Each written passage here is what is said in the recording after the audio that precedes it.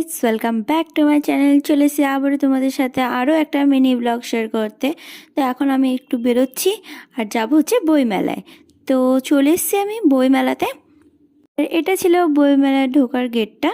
তো বইমেলাতে গিয়ে আমি কি করলাম, কি নিলাম, সব কিছু তোমাদের সাথে শেয়ার করব। তো অবশ্যই আমার ভিডিওটাকে একদম প্রথম থেকে শেষ অবধি দেখতে থাকো। তো এখানে ছিল প্রচুর বুকসের কালেকশন।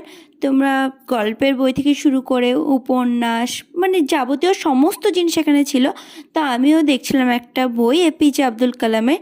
দেন আমি বুনুর জন্য একটা বুকস নিয়েছিলাম। ও আমাকে বলেছিল একটা ওর জন্য বুকস নিতে, ভূতে।